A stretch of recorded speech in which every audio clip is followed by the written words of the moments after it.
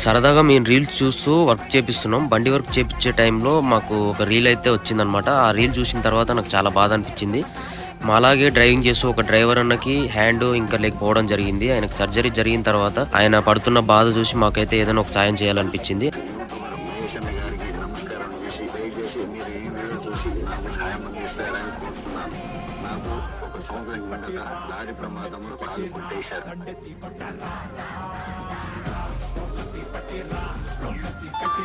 Hello hello అన్నా, నేను మహేష్ని మాట్లాడుతున్నా. అన్న నమస్తే అన్న.